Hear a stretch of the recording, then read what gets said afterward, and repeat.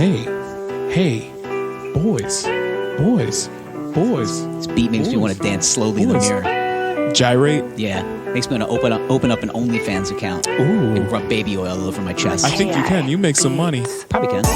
Is there like a baby bear section? A baby bear? I'm sure they're probably like otters, but usually more muscly. Okay. Because I'm like skinny fat baby bear. Okay. Is that like a thing? Can I get an acronym? Probably, yeah. I think I don't know what they call it. SFBB, skinny fat baby bear. Well, you're not a cub. No, but I am a hairy man. Like like if I rubbed oil on my chest, it would glisten and the tips of the hair. Yeah. And it would curl in. I'm gonna Google this, and it's probably gonna give me results that are Yeah.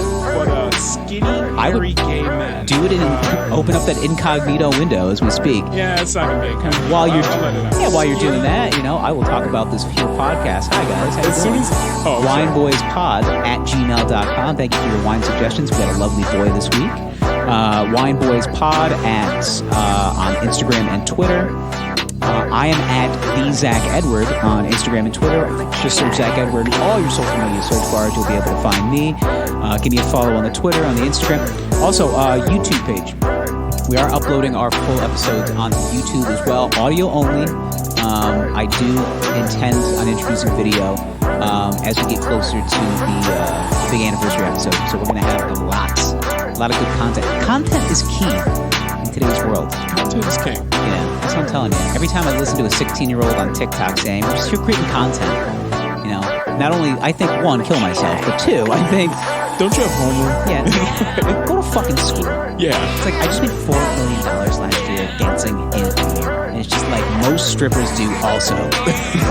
Just not quite as much. Yeah. Unless you go to Magic City. And they pack it out. Oh, yeah.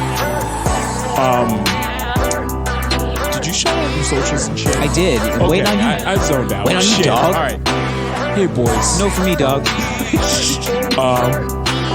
Should Harvey Weinstein spit a first day out when he gets off the feds? I'll make the album art. All right. Shit. Yeah, sure. I want it to be black and white photo with a tennis ball walker as he's going out. Just one bead of hair. Yeah. All right, boys. Instagrams at Lord Gerald. Twitter at Lord Gerald. We got a good wine. We're going to drink it. We're going to drink it. We're going to tell you all about it. We're going to talk about every opening to every gangster movie. Yeah. We might talk about Tyson Fury's lineage. We cracked the code. We did. Yeah. Okay. Pandora's box. Yes. Boys, be open. Be ready to receive the word. Spread and lubricated. Ready to receive the boys. Moist, wanting, and slightly messy like a hot brown from Charlie Muss's. Ooh, Lord. No, put some parsley on there. Make it a healthy brown. Ooh. We should make those, by the way. We're going to. Okay. Yeah, we're going to have a cooking class. All right. All right, boys. Peace, love, boys.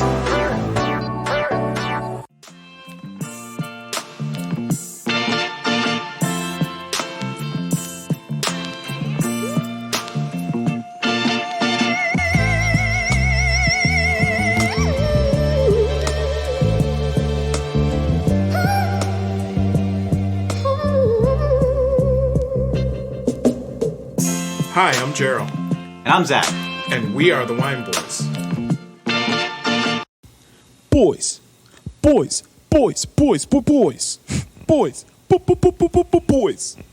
Nice. Yeah, we're here. We're doing beatboxing now. Oh, we are. We're in the building right now. We're a product of the 90s. A couple 90s boys here. Boys. Check it out on the archive, 90s boys. Boys. That boy is Boyz. Right. Okay. Today, boys, we're back. You fucking farted again. No, I didn't. I swear I didn't fart. All right, boys. Something. What did you have for dinner? You didn't answer my question. Pasta. Yeah, it's earthy. Pasta. It smells like it was a few things. It smells like leavened dough. Like it's just. I had pasta vodka sauce with some mushrooms. That's what it is. Fresh mozzarella. I was gonna say it's that you have an earthy quality to your. Yes. And then to your steak. I also had some leftover vegetables in the fridge, so I had some asparagus and some poblano peppers. Marinating. Yes. Marinating hot peppers. And I grilled them. Wow. So like marinated grilled hot peppers from like 2 days ago. Jesus Christ. Because I'm a savage, so I eat I eat spicy peppers. Yeah. What the fuck? What happened? Oh, my mom loved an image that Apple does that. Let me put my phone on vibrate. Yeah, so turn that on vibrate, all right? Yeah. Okay. Listen, I'm all about your family liking your stuff, but we're in the process of talking. Sorry. Okay? Shit. We're recording into a microphone for this thing called a podcast. Shit, I'm sorry. Shit. You might have heard of these things. Boys, tonight we actually have a wine. Surprise. It's called Cooper and Thief. If by 90 episodes you don't know what we're doing here, we don't know what else to tell you. Really? You know, go fuck yourself. Okay? You either like it or you don't. But listen, like, you can like us, but we don't really mind. But we also do care because we need help. But we also like you guys. Just download the episodes. Just download it. That's it. Subscribe. That's it. Like. I'm not even going to ask you to listen. Just download the episodes. But if you like the show, yeah, give us a listen. Give us a listen. Okay. We're personable boys. So, we have Cooper and Thief, Cellmasters, Sauvignon Blanc. Oh, I love a good Sauvignon Blanc. Now, something about this wine is unique. It's white. Because it was aged. Yeah, it is white. It's pretty unique. Do you feel special now? It was aged 3 months in tequila barrels. Do you feel special now? You should. Let's see. It's a citrus and spice with toasty vanilla notes.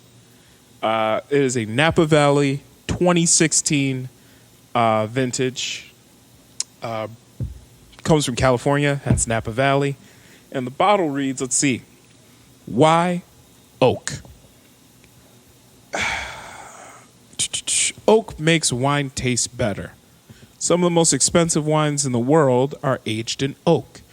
Everything from the type, size, age, grain, and treatment of an oak barrel greatly affects the finished wine.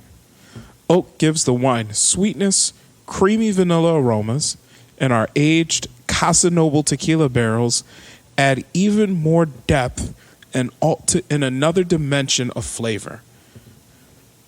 Excuse me.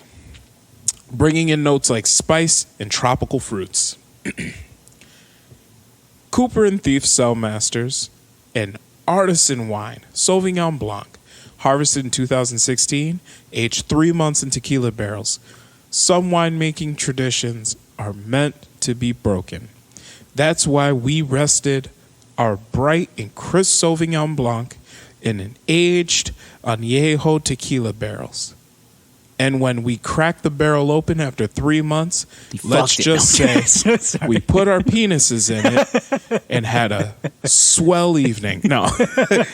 After 3 months, let's just say we knew pretty quickly that we were on to something good. I was really hoping it said something about it. We cracked it open, we fucked the hole. We fucked the hole. Okay. Cooper and Thief Sauvignon Blanc is a rich wine with hints of white privilege, hostility toward Mexicans, and... All right. I'll read it. Let's see. Hostility towards Mexicans. Yeah. That's the one that took me over the edge. Yeah. Cooper and Thief is a Sauvignon Blanc is a rich wine with hints of citrus and spice, toasty vanilla flavors, and complex floral aromas. It finishes with a smooth mouthfeel reminiscent of a fine tequila. Okay, boys. It's one of the better bottle reads we've had in a while. Yeah. Hostility toward Mexicans.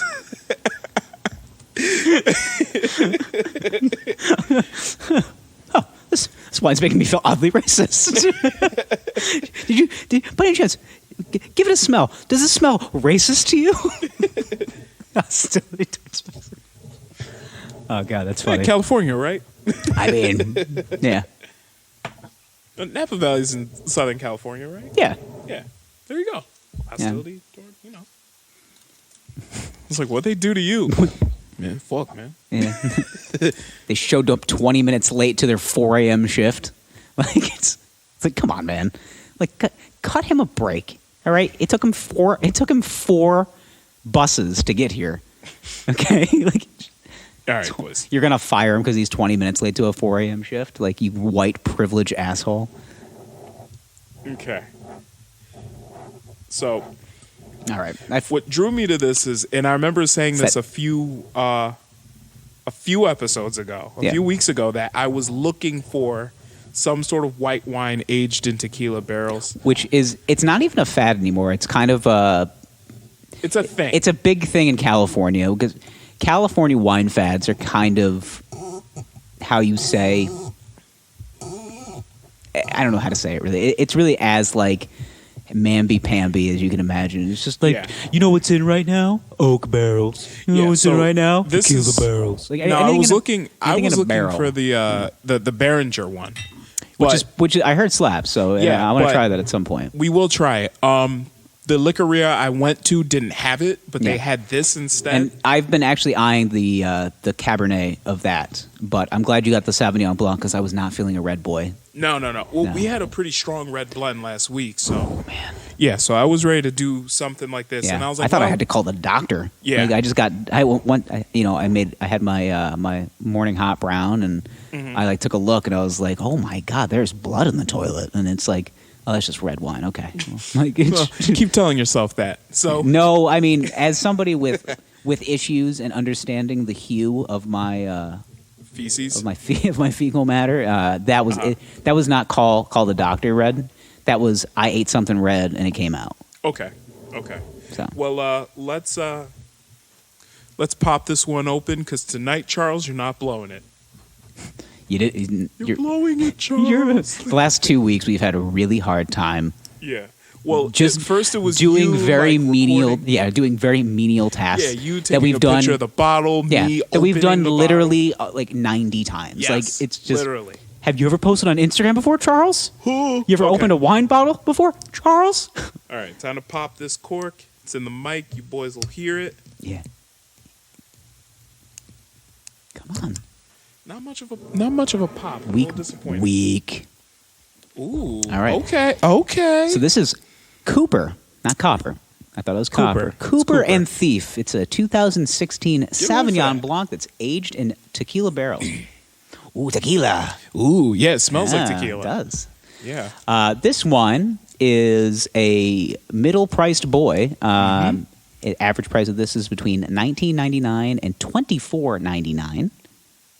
What did you pay? God damn it. You pay more? Yeah. What'd you pay? $26.99. Okay. Well, it actually says the average price can go up to $25.49. Okay. So, I spent. Isn't it? Yeah. I spent a little more. Yeah. But, So this is here's what it is. Yeah. This is a middle price boy. Something you can definitely sink your teeth into. Very high ABV, 16.5% alcohol by volume. Yes. It's California Sauvignon Blanc. It is 100% Sauvignon Blanc. Taste characteristics were middling on bold, dry, and very acidic. You're going to get notes of vanilla, butter, citrus, mostly lemon, smoke. Who wants the smoke? Who wants to smoke? Honey. Shake the floor. Yeah. By the way, we're going to shake the room. We haven't poured one out. No, we'll pour one out in a minute. Okay. And then mineral notes as well. Yep. Okay.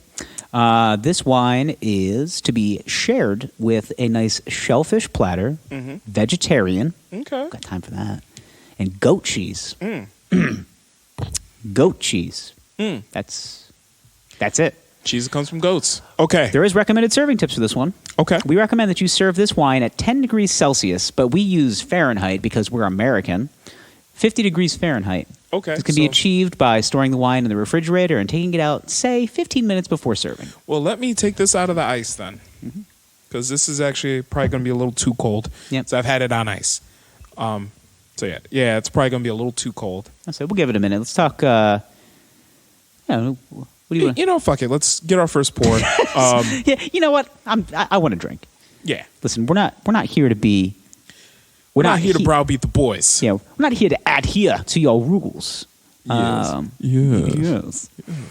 Did you see what Carol was wearing? Okay. All right. You ready?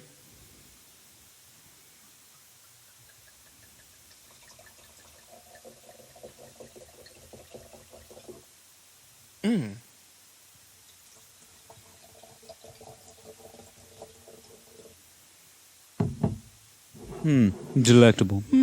Okay, boys. Now we got our first pour. Now this is a white boy. So we're not aerating it. We do regulation size glasses right off the bat. Regulation size. Yep. And These then, regulation size glasses are what? We give it a swirly boy. Now, swirl that boy. when I smell this, I'm getting your typical dry white wine, but there's something more sinister in there. Never heard a description like that before. Something more sinister. The devil's inside this one. Yes. Just smell it. Smell it. Smell it. This looks like something you drink straight out the bottle. Boy, this is strong. Yeah. White wine, but But angrier. Yeah, I was going to say, you're not wrong. It's kind of got like an agave, which tequila makes sense. Okay, so it's got like this kind of that agave smell. There should be a worm in the bottom of this. For real, man. I feel like we're about to start drinking tequila. We're fucked. Yeah. Here you go. Yeah. Cheers. Cheers.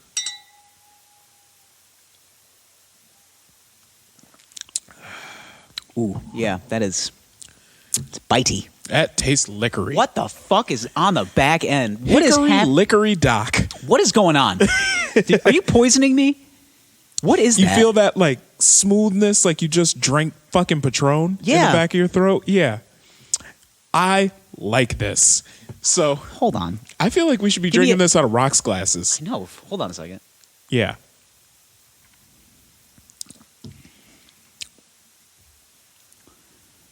God damn it. It's the back end, man. Man. It burns. Like this tastes more like This tastes more of like a tequila. Cocktail. Yeah. This doesn't taste like, I mean, it has, ooh, this is strong. It's got, I feel like you shouldn't drink a bottle of this. Like this is, but we're going to for science. Because we have a strong intestinal fortitude. It's got a big gulp. I know it's got a weird mouthfeel. Okay, so first off, acidic on the back end. You kind of get that nice openness, almost like grapefruit. Exactly. It has this acidic undertone, but then it yields in such a way that I've never ever come in contact with before.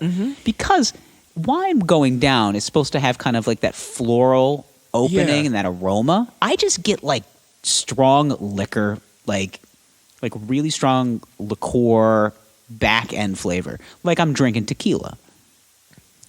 Yeah. For real. Yeah. It's strong. It's a citrusy flavor. I don't know if it finishes. I can't tell if I like it. If I drink all of it, I probably will like it. Yeah, we'll be drunk. Yeah. Like this is gonna fuck you up. Yeah. I like it. This is gonna be fun. You got nowhere to go. Fuck it, right? Hey. So Boyz. This is hitting McDonald's on a 2 a.m. run kind of wine. Yeah. Yeah. Yeah. Sir, you don't have to yell into the microphone. There's a microphone already in the speaker. I'd like an extra wing. Could I have an extra Big Mac and extra pickles on that? Do you kiss your mother with that whore mouth? Yeah, just like, sir, please. I'm working my 10th hour of my 12-hour shift. Yeah. So last week, after we uploaded the podcast, we got news that one Pop Smoke passed away. Well, he was murdered. He was murdered in cold blood. He was murdered. It was a home invasion robbery. Yeah. Yep. And they shot and killed him. So very sad. It's sad. Mean, he was. I mean, the thing is, we've been singing his praises. I've been almost exclusively listening to Pop Smoke. Yeah. For the last 6 months, almost exclusively. In between my my dips in with some UK grime. But well, actually, the funny thing is that the last few episodes that the beats we've been using in the beginning, a lot of them have been labeled Pop Smoke type beats. Yeah, that's what I was searching for. These are Pop Smoke inspired stuff. They're UK drill. They've got that sliding 808 sound. But yeah, the reason why I was looking for those kind of beats was because of Pop Smoke. So, it's crazy to think that he was on the come up. Yeah. You knew he was the next big thing in New York hip hop. Yeah. I got home after I found out, and my girlfriend, who's not really into the culture. Yeah. She doesn't know a lot. I bring stuff up that like I care about, and she's just like, I don't care. And I'm like, okay. So I walked in, I put my bag down, just like, and I let out this like deep sigh. She goes, "What's wrong?" I go, "Honey, they got him." She goes, "Who?" I said, "They shot Pop." I said, "Pop's dead." She's like, "Who are you talking about?" I'm like, "The Pop Smoke." Pop Smoke. She goes, The "Said that." woo. Yeah. I said, "Feel the woo?" Woo? She Woo? goes, "Wait a minute." She goes, "Is that the guy that's been blaring out of your speakers like the last like month?" And I'm like, "Yeah." And she goes, with that really slow, kind of like soothing voice, and I'm like, "Yeah, Gravelly. yeah." I was like kind of like you know, it's throaty. She goes, "Yeah." She goes, "I kind of liked him." I said, "Well, he's dead. So how do you?"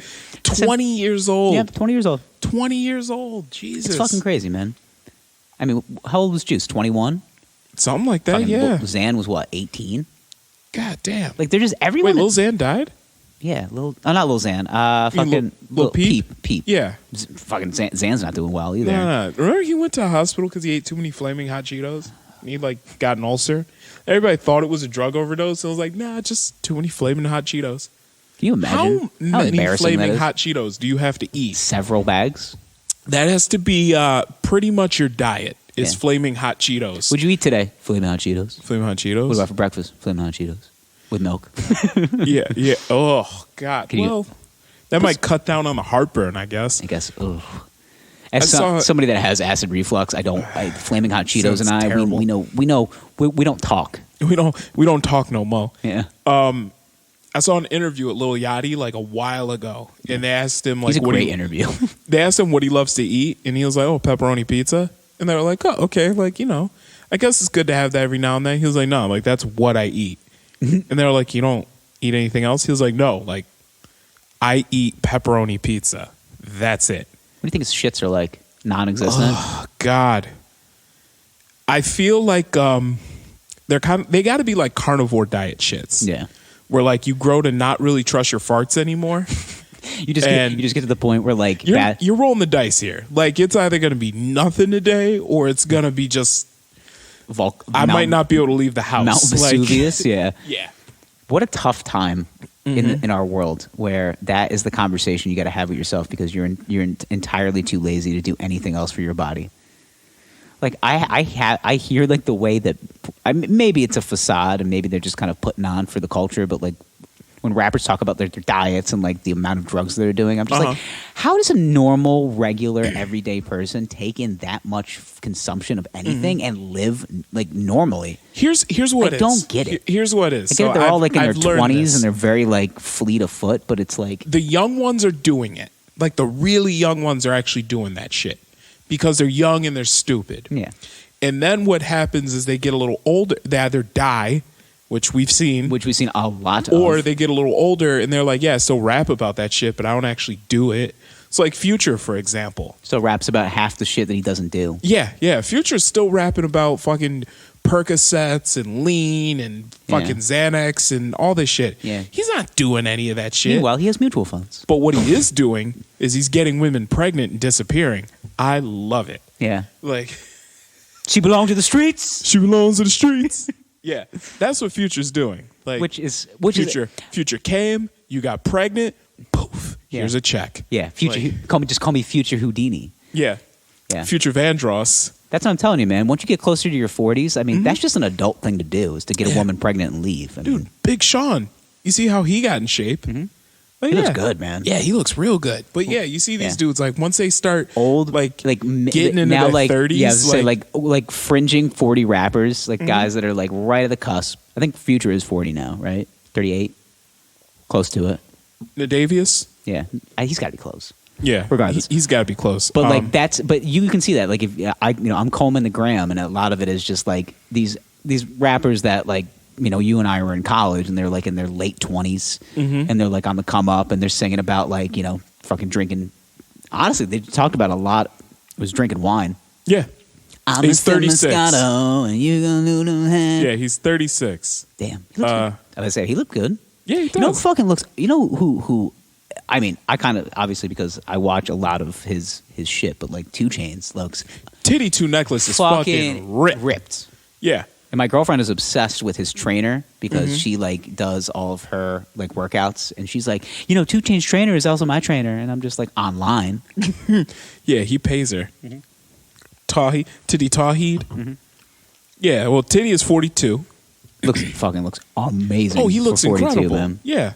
But yeah, that's what happens. These dudes get a little older, they get money, and then it's like, well, let me treat my body like a temple. I'm gonna actually take care of myself, and like I want to be around. That's what happens when you have kids. Shit, I've been intermittent fasting for the last month. Wait, what? Yeah. Have you really? Yeah. I mean, I kind of break fast with wine on Tuesdays, but other than that, are we talking about diets? Why not? I just found out, unbeknownst to me, that I like unintentionally intermittent fast because I don't like with my body. Like I don't eat until like noon. Okay. I only take in liquids until about noon. Okay. Coffee and water is like that's how I wake up. You're not breaking your fast it depends on what rules you go by, but the rules I go by is you can drink coffee, but it has to be black. I drink black coffee. Okay. I put a plant-based creamer in it, which I know you broke your fast. Sorry, Charlie. Well, fuck, it's unintentional. I wasn't even trying. Like, I just don't like to eat breakfast like a normal person. I used to do shakes in the morning, which I should probably go back to because they were helping me like get to lunchtime and not feel like I would need to like eat half a bag of like whatever. But maybe I should go back to that because it was actually very helpful. Okay. Yeah. See, what I've been doing is I've actually lost a couple pounds. Like I would say you're looking very svelte. Yeah, I'm trying here. Yeah. I'm going on walks. Yeah. Lost a few pounds. Like I'm doing this. Yeah. I'm eating more vegetables. You're doing the suburban Jew thing where you just like walk around. It's just like I'm trying. So you gotta find time. But anyway, my ankles hurt. Yeah, pretty much. I got you. Get up in the morning, walk a couple miles, walk the cul-de-sac. Yeah, pretty much. Yeah, I'll like walk to like the grocery store. I gotta take Charlie out. He's gotta take a shit. I'll take him around the cul-de-sac once. That's a workout. But what did I do? I wake up in the morning. I don't eat until noon. It's my first meal's lunch. And then do you gorge though? Like, do you find yourself like ravenous? Like, I'm gonna eat everything. The past couple of days at night when I get home, yes. It's like, and I'm trying to like not do that actively. So like, what do you do? Like, give me a rundown. Like, you walk through the door, you throw your stuff down, and you just start accosting the refrigerator. I'll like eat I'll pull something out of the fridge. And you start like, and you're having a conversation about your day, and you're just eating. On a good day, it's like a piece of fruit. I do On that a bad day, it's like, it's fucking leftovers from a couple nights ago. I just start snack binging. So I got garlic stuffed olives. Oh my god, I fucking love those things. So that's what I did. That's what I did when I got home. But if you eat like 2 or 3 of them, like that's okay. Yeah. If you eat half the jar, I don't eat 2 or 3 of them. I ate like 6. Like cool 6 of them. Okay. While I'm having a conversation with the girlfriend, and she's just like, "Are you still eating those olives?" I go, "Fuck, I didn't even realize it." Like, yeah, you just eat them like grapes. Yeah. I'm unintentionally eating. Like, I'm just like, I didn't even realize that these were. I just farted again. I'm sorry, dude. It's old asparagus and poblano peppers. I'm sorry. Let's describe it for the boys. Here, fart in my glass. Just get a whiff of it. Let's see. I'm getting notes of honey, tequila, and Chernobyl. Is that? Yeah. Is that fermented, Mrs. Dash? So. This smells like a deep sea fisherman. So yeah. God, could you imagine coming back after a deep sea fisherman trip? Like. Ooh. Just like you literally smell like crabs. It's just like, nope. Yeah. So, but yeah, my worst day though is Wednesdays. After we do this podcast, which we're recording late. I mean, podcast day. What time do you usually get to bed? At 12. Okay. I'm usually getting in bed by 12:30. After I finish like uploading everything and making sure it's all up, I'm usually in bed by 12:30. Yeah, which is fine. I mean, like, I don't know what it's the combination of drinking the wine. Yeah, but I can still wake up the next morning at 6 and feel like I wouldn't say, excuse me, fresh as a daisy, but I'm like, I still feel okay. I don't know, dude. I don't know what it is. I can't drink like I used to. Well, you're 30. You're about to be 30. Yeah, I feel like shit in the morning after recording. Yeah. I feel terrible. It depends on what kind of wine we drink. I noticed That's that if true. we drink red wine, like my first hot brown of the day, like it's just like, oh God, if we drink a red something heavier like a red Yeah. wine, I'll be like, yeah, like I get through a couple pages of the digital version of the Wall Street Journal, like that's combing through, and I'm just like, how's the Dow doing? Oh Yeah. boy, yeah, like I'm talking to it, like I'm rocking back and forth. yeah. It's just a tough day. It is. Wednesday mornings are kind of tough. They're a little tough. It's tough. Yes. I think that we should have a smooth transition A smooth transition into something. Gypsies. Yes. Okay. All right. So you brought this up to me. So you, unbeknownst to me, watched the Tyson Fury Deontay Wilder fight. Fuckface. You Yes, didn't tell I did. me about it. I did. I Yeah. was going to watch it. Yeah, fucking did. I Yeah. had it. I was going to buy it, and I wanted. Wow. to. But like, I got to the point Wow. where I didn't watch it. But the funny thing is that with the advent of the internet, you can watch everything on Twitter. Oh, So yeah, you watch it I watched the like- entire fight on Like, Twitter. 2 minutes later, yeah. Yeah, not even a few minutes later. 30 seconds after the fight ended, I go, "Oh, the entire fight's here," and I watched it. Click. Yeah. Yeah. And what I saw was a giant gypsy man. He is. He is a large gypsy. Large gypsy. Fucking out. He just outboxed a fighter. Yes. Okay. That's the big. Now listen, I'm not a fight expert. I watch a lot, predominantly ring sports. Okay, so I think we are biased from that standard. That we both are pretty well educated when it comes to the sport, anything ring sport wise. Yeah. Yeah. Well, we Okay. enjoy blood sports. I enjoy blood sports. I enjoy boxing. I like boxing more than UFC, and I'm not like a lot of people are like, "Oh, that's not real fighting." Bull fucking shit. All right, the most athletic thing is not getting hit.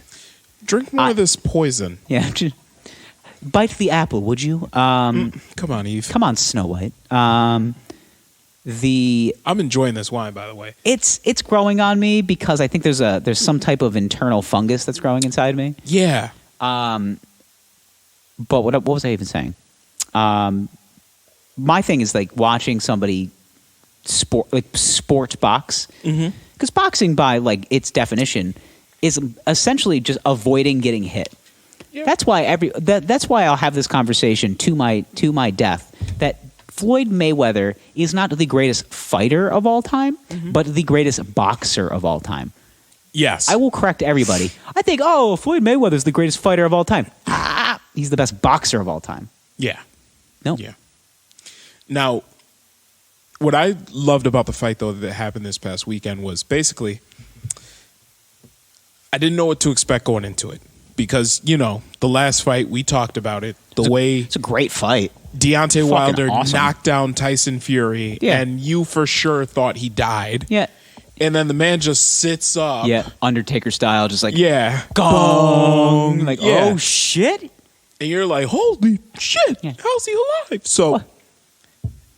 but he said that he had an epiphany after getting knocked down like that. And it was, I need to press him. I got to take him off the game. I got to bring the fight to him. And once he did that, he actually won like the last few rounds. He of was the winning fight. that fight. I think when I was watching, when I got CompuBox numbers. Okay, Jim, I was looking at the numbers. I think he had a 6-1 advantage through 7 rounds. Fury did. Fury was outboxing the shit out of him, and then Wilder started landing punches, and then ultimately landed that knockout in the 10th, which then Fury, like I said, the referee got the 5, and he goes, "I'm up, Yeah. and then I'm awake, Mom. I'm up. I'm sorry, what happened? He bought me on the back of the head. Eggs and bacon? What? Yeah. That sounds mighty lovely. Yeah. So my thing with Fury is he bounced back from that, and then ultimately they got a pity draw. I mean, they wanted to run it back a second time with some stake. Yes. They didn't want to be like, well, Fury won that fight. So what happened was Fury pressed him and started. Basically, what he did was he did everything he did in the first fight, but threw more punches. In the second fight? In the second fight. So in the first fight, he was landing punches, but he was just kind of like, bob and weave, little dip, little jab, just kind of a lot more body shots he was throwing. Yep. This fight, Now also, he came in about Head. 15 pounds heavier in this fight than he did in the first fight. But it was 15 pounds of like muscle distribution. Like it was. Yeah, he looked great. Like He it was the did, best he's ever absolutely. looked. Yeah, Yeah. It's the best fight shape he's ever been in. Mind you, Yes. Wilder put on a bunch of weight too. Wilder did put on weight, Yeah. but he also looked great. They of course, yeah. But the problem what everybody was saying is that Wilder's not going to be able to throw his hands with as much velocity because he's got more weight to carry. I don't know if that was the case. He was You couldn't he was really throwing tell. bombs. I mean, Oh, he was the absolutely bomb throwing squad was bombs. out. Like Yeah. he was trying to hurt. The problem hurt people. is Fury fought to his advantage. He knew he was like, I am physically bigger than this man, Yep. so I'm going to put my body on him the whole fight. I'm going to come in close. We're going to clench. I'm going to lock him down because the thing is that when Fury throws that haymaker, he needs room to throw that punch. Yeah, because he's But 6'9". I mean, the wingspan of that. Well, I think Fury is 6. I think Wilder's 6'7". I think he's 6'5". 6'5", Yeah. whatever he is. They're both big, giant They're men. very Yeah. big men, but Yeah. still, like Wilder, you need room to throw that haymaker. You got to Yeah. wind up. But the to same throw thing with that Fury, punch. man. He needs like 7 feet, like just ready Yeah. to go in because he comes over. Yeah, but what he did though is he came in, he fought a much closer fight. He got in, forced Wilder to actually box him, And you can't win. He's and a the fighter. problem is he exposed him. Deontay Wilder has that powerful right hand, a powerful left hook, and that's it. That's like, it. That is his arsenal. it's like two punches. That's the and thing, They're like, yeah. ungodly. They are ungodly But strong. that's the thing with like heavyweight boxing is that nobody's known for being like a technical fighter as a heavyweight. Like, you know, the only person that popped into my head when I was thinking, oh, who's like the best technical Evander Holyfield? Ali. Yeah, Ali would just out cardio you. He would just be like, let's run around this dance ring. around the ring. Yeah, let's and run around for 15 rounds. That's what Fury tried to do in the first fight. Imagine doing 15 rounds nowadays. Just Yeah. fucking running around. Yeah, Just doing cardio. he tried that in the first fight. Yeah. But then he realized, like, you know, this dude weighs, 40 pounds less than me. I'm not going to do that with him. Yeah. You fight your battles where you have to. He's just Wilder's just a naturally gifted athlete. Yeah, like he's a naturally gifted puncher. He's the best. He might be the best puncher in boxing since Tyson. And I know that's saying a lot. Yes, but he is arguably the hardest puncher in boxing right now. They interviewed some of his trainers, and one of the guys that holds his pads was basically like, Deontay has to have me and 2 other guys hold his pads, and we just kind of got to cycle in and out in case one of us gets hurt. Yeah. And he was saying that one time he was wearing like the body, like the suit that covers like their stomach and all that. Like their internal organs, basically. Yeah, it's essentially like a flak jacket. Yeah. He said Wilder snuck one in, it landed under the suit, and he said it like hurt for a few days. He got this massive bruise, and it wasn't getting better, it was getting worse. So he said he ended up going to the doctor because where he got punched was actually getting worse. Doctor ran some tests, found out he had a hernia. He punched him into a hernia. He punched his trainer into a hernia. Yeah. Like, his balls dipped below his waist. Like, arguably Wilder is one of the hardest punchers ever. Mm-hmm. I think it's undeniable. Yeah. It's just scientific fact. And to think that, you got a guy in this era who is like, beyond George Foreman level. Yeah. But George Foreman was just a refrigerator. Just menacing. Meat hooks. But you got a guy that can hit you harder than Mike Tyson. Yeah, and Tyson. Tyson was a fucking But Tyson did it with compact strength. Yeah. Because he basically just body built onto this tight frame. Because he wasn't a big, what was Tyson, 5'10"? I mean, he wasn't a big guy. No, tight, just stocky. Yeah, but he just carried muscle. Yeah. He just threw fucking human pit bull, man. Like if you watch go back, find some good ESPN classic footage, early 90s Tyson, after he lost to Buster Douglas in 90. Watch him. He had something Watch to him prove. angry. Watch him angry shadow box. Yeah. That's the scariest shit I've ever seen in my life. That string of like Mike Tyson just knocking people out. Mm-hmm. All those first round knockouts. When he went on a murder tour of just Buster Douglas and Evander Holyfield. For the first time. Yeah. Holyfield the won. Fucking just watch the training videos. Oh my God, not Teddy Atlas. scary. Who's the other guy with the Bell's palsy? Who's the guy, the trainer? Customato? No, what the fuck's his name? No, it's after Customato. No. Oh, God, what's his name? Freddie Roach? Is that it? Oh, yeah, Freddie. No, he has Parkinson's. Oh, my God. What He did I say? doesn't have Bell's Bell's palsy? palsy. Parkinson's. Yeah. Same. All right. It's same shit, bro. Same shit. All right. Two very different things. I know. All right. So he has Parkinson's. Sorry. Freddie. Is it Freddie Roach? Yes, it is Freddie Roach. Freddie Roach, yeah. Freddie- Because he yeah. also trains Manny Pacquiao. Correct. Yeah. He's only 59. Yeah. That's the Parkinson's. All right. Yeah. He looks terrible for 59. If I look like that when I'm 59, just take me out. Man has Parkinson's. Pay some respect. I know. He could still also like punch a hole in you, but I mean, still. could you imagine? Like, Freddie, come fight me. And I'm just like, I'm good. Like, I'm good. I don't want Shaky Fist to kill me here. So he's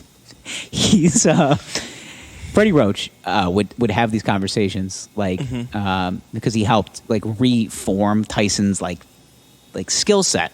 Yeah. And they have these interviews with him like in the late 90s. And they're like, what did Mike need? He goes, he just needed to he didn't need to relearn how to fight. He just needed to relearn how to center himself. And then once he did, he goes, he just knew he was the best fighter in the world. And like he would look at himself in the mirror and like he would hate, fight, and fuck himself while he was watching himself in the mirror, being like, "Oh fuck, I'm gonna fucking fuck myself, like fight." Like he just like he was so into him fighting himself that it was like getting him hard. Like he basically just So, Mike Tyson's in the mirror, just like punching like shadow boxing with an erection. Basically, he's just like, I'm gonna fuck myself. Like he's just like that's how it was. For real. I just imagine this stocky, angry man shadow boxing with a visible erection through his everlast sweatpants. He's shadow boxing to the point of climax. Like he's just like, oh boy. Like suddenly the erection fades away, but there's a wet spot. Yeah. He's like, "Oh, I think that's enough for today, Freddie." Yeah. Freddie, gotta calm down. I gotta go to the bathroom. Yeah. He's but I remember watching some interview, and I can't remember who it was, but they were saying that they were scheduled to fight Mike Tyson, and he said that basically, like, before the fight, he walked past Tyson's locker room, and he said Mike Tyson, this was shortly after Customato died, so mentally, dude is just a wreck.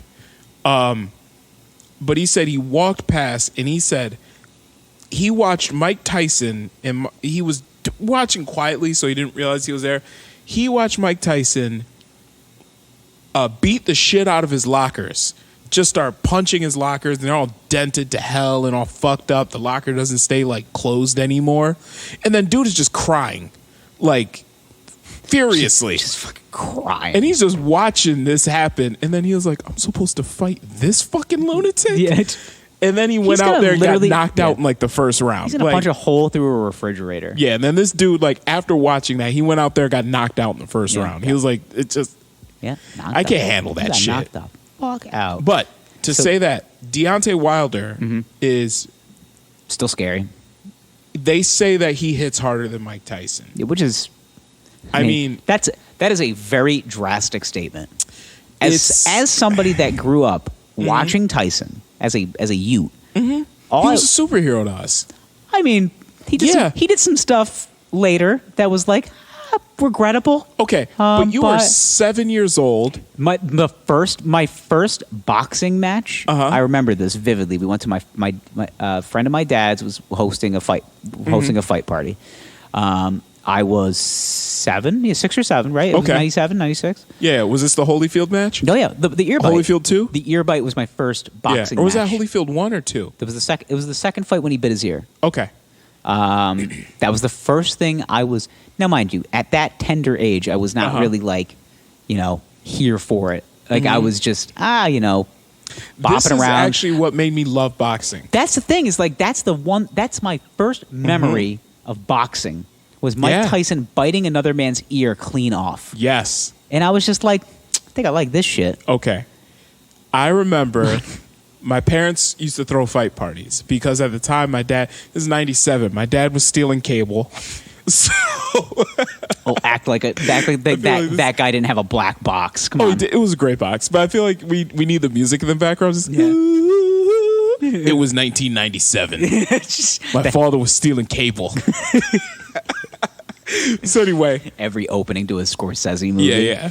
Just ooh up, ooh up, ooh. It was 1997. Yeah. My dad was stealing cable. One night he was having a fight party. He was showing the Tyson Holyfield fight. I was wearing my, those tight little pajamas that like kids wear. Wearing my Buzz Lightyear onesie. Yeah. My parents actually let me stay. I was wearing my jammies. It was a late night. But my parents let me stay up to watch the fight. I remember, like, we went to a friend's house that was like a half hour away from our house. Okay. I was like, "Fuck, man, I'm gonna be tired." Like, here's me complaining Saturday, Sunday night. Oh, I'm gonna be tired. Yeah, As a like- 7-year-old, like, It's late, Mom. But yeah. Lay off the But I remember Chardonnay, all right? being so excited to watch because I got to stay up. I got to watch the fight. My parents are like, let them stay up. Like, Yeah, this is a little we're gonna violent, be but loud. screw it. They're you know? not, whatever. So, yes, my parents Can I let me just? stay up. I kind of because I want. Can you set the mood? Okay, so, there was drinking involved. I'm assuming a little bit. Yes. Okay. Yeah, people were drinking. Was your dad drinking like scotch? He was drinking. Or was he drinking like? My dad had two main drinks back in the day. What was it? Yeah, I was say what was he? He was either he sipping drinking. He pretty much only drank two beers. It was either Heineken or Corona. Okay. I don't think he was Good quite choice. on Corona yet. He That's was a probably good- Heineken. Yeah, Heineken's never a bad choice. It's a good beer. Heinies are never a bad choice. Yeah. He was probably drinking Heineken. So good, decent Eastern, Eastern European or not Eastern European, German lager, yeah, German types beer, or Or is that a Mexican Pilsner? I believe it is a lager technically. Okay. Well, we I can don't look think that up. Germans make pilsners. We do not drink bitch beer. Yeah, Germans don't make Pilsners? I don't Who think makes they- Pilsners? mostly Americans. Bud Light, Really? Blue Light. Yeah. Let's see. It is a lager. Mhm. Okay. The Germans drink lager. It was Dutch. Oh, it's from Holland. Duh. Yeah. I was Netherlands, gonna say. Yeah. I am from Holland. It's a pale lager. Okay. Anyway. Regardless, we're not here.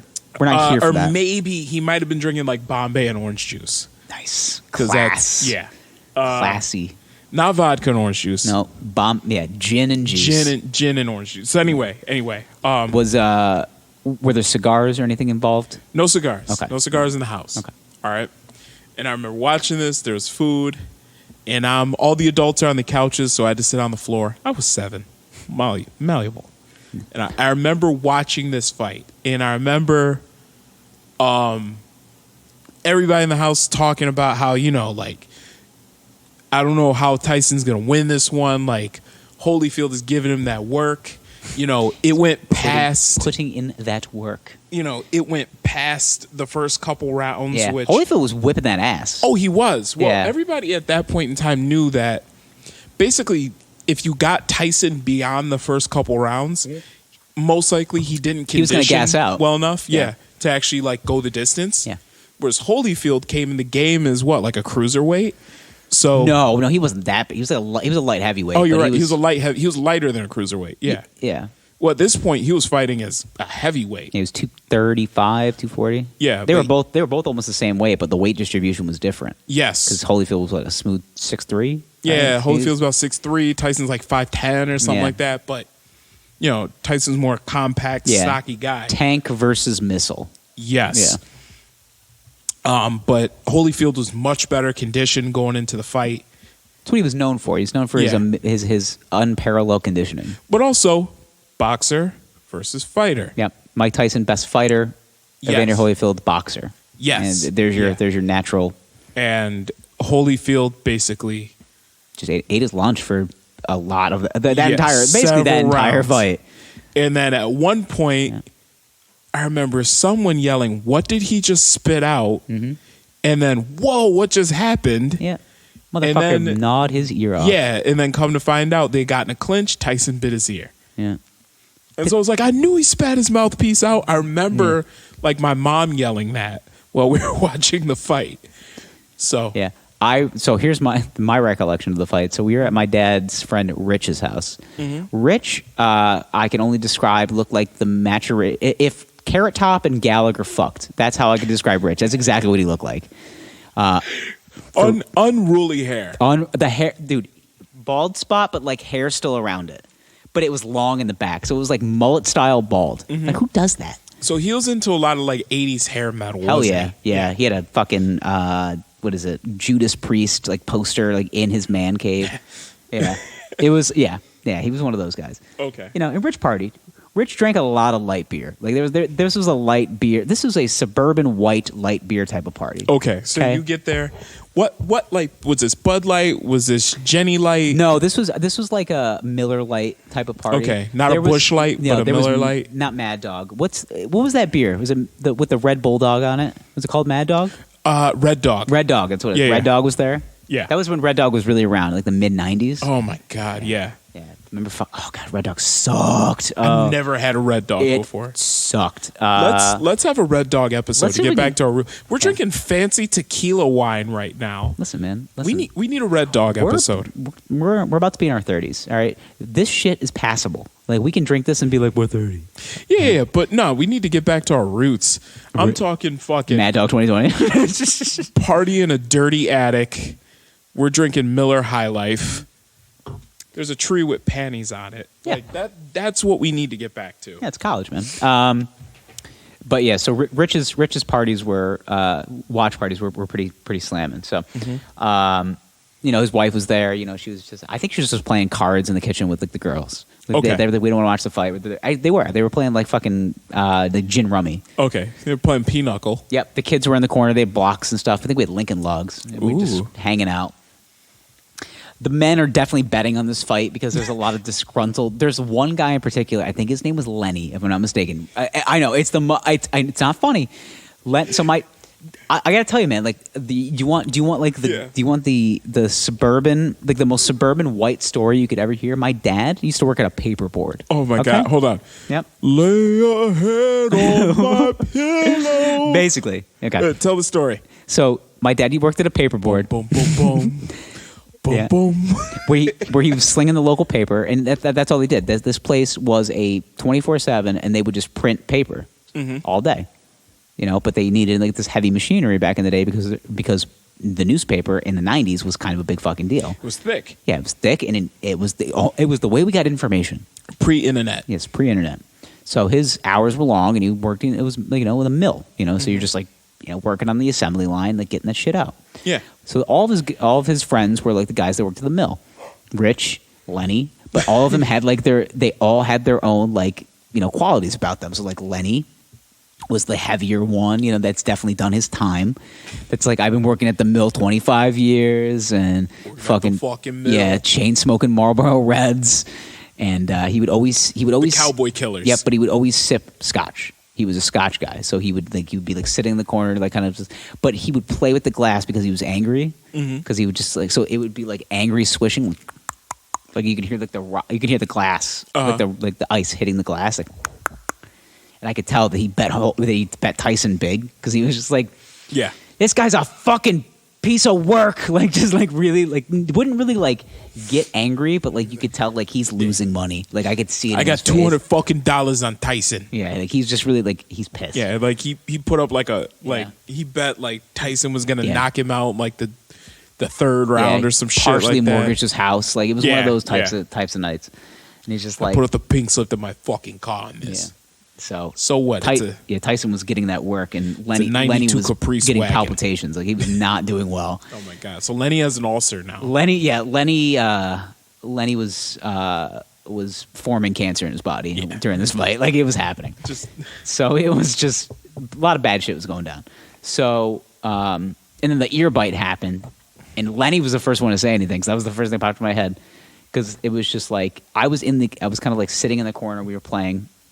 And all I heard was, he bit his ear! He bit his ear! Yeah. And I was just like, what? Yeah.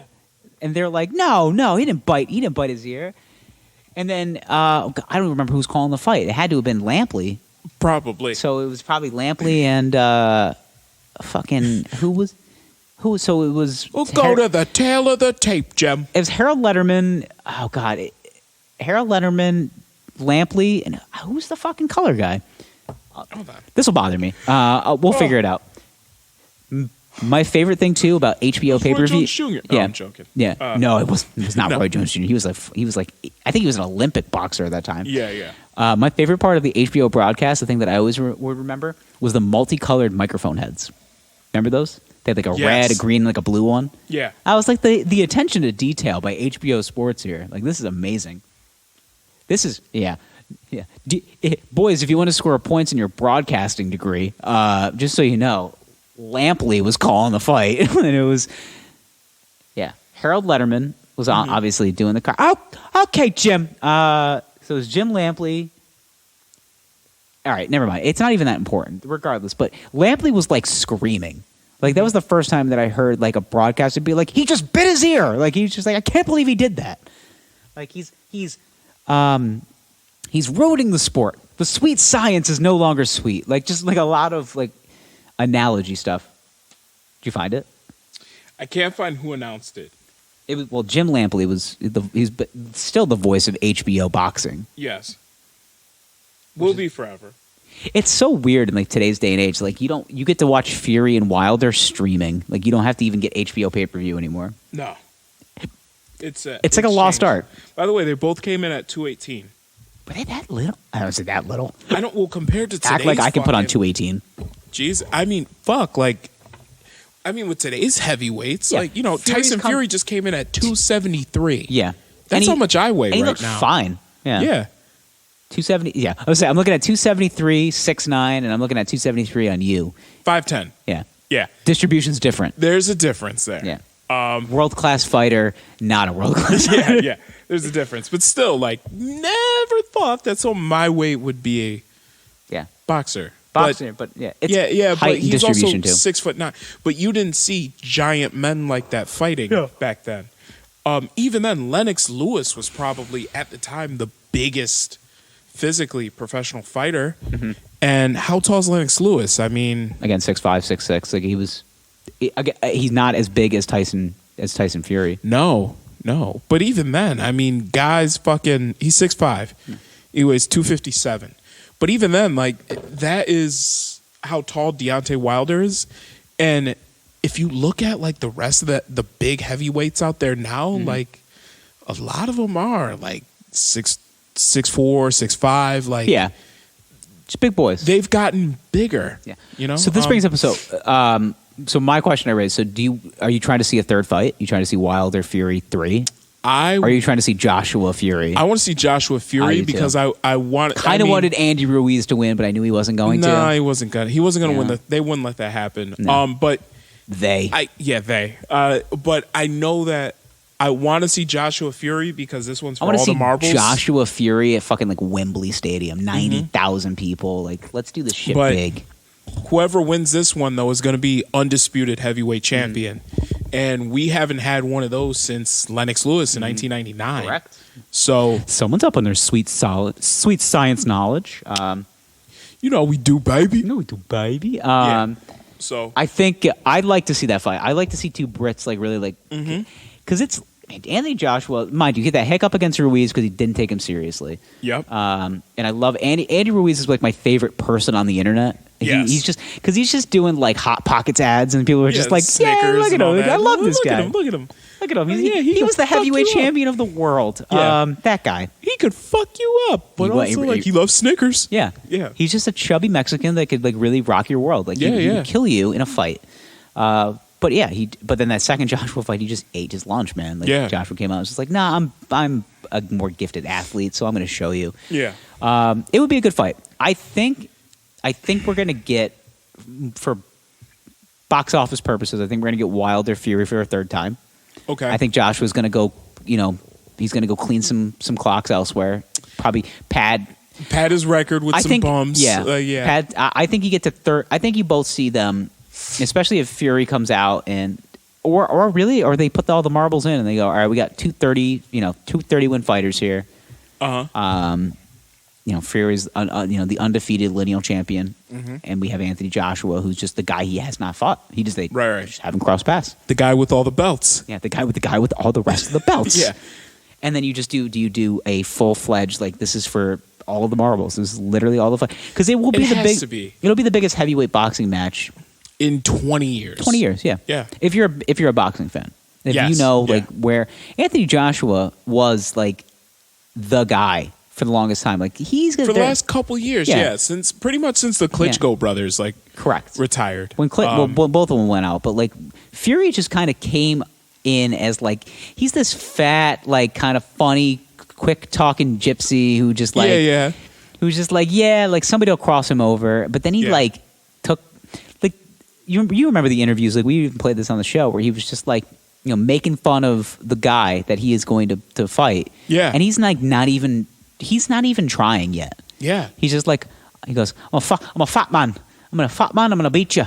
He's just like and he's like doesn't take care of his body, but he goes and he just beats people up. Now, one thing I didn't know was because I keep saying like on all his clothes and everything and his moniker he goes by the Gypsy King. Mm-hmm. I thought that was just some nickname that was given to him because like he's comes from a family of Irish travelers. They're gypsies and. It had a ring to it, like he's the king of the gypsies because he's this great fighter. Nah, son. I didn't know that. You opened up my life to this. Yeah, I didn't know that's a legit thing. So he comes from like this lineage. So who's the guy? So is it Bartley Gorman? Is that the guy? Yeah. That was Tyson Fury's grandfather, who was king of the gypsies. He also had the legitimate uncle, gypsy king, who was also a king of the gypsies. How fucking cool is that? Like. All right, so it's me uncle. He's a gypsy king. So Irish travelers have this whole storied tradition of being bare knuckle boxers. Yeah.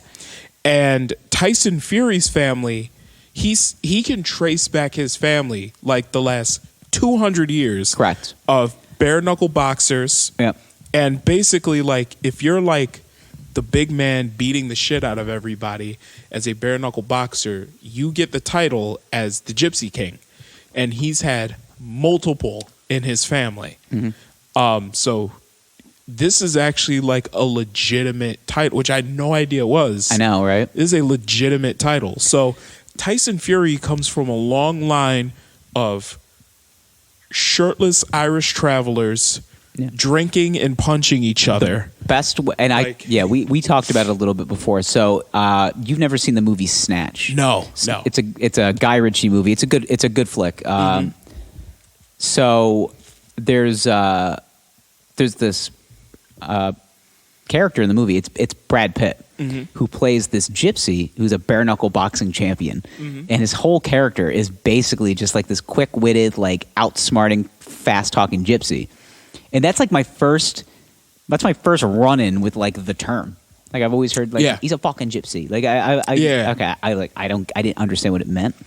If you watch that movie, like I would say, I mean I know a lot of people that have seen that movie. Mm-hmm. So I that's what I say. If the boys want to find out something about bare knuckle boxing, like just watch that movie and you'll get kind of like a snippet. Like you get like an understanding of it.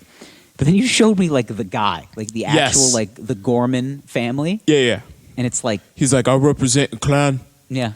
With the Gormans, the Furies, the Bryans, the O'Neills. Yeah. And he named like a bunch of last names. He was like, that's my clan. Like, and it's just like these are all like the gypsies. Right. Like, and that is Tyson Fury's like branch family, like that. Those are all the people he's related to.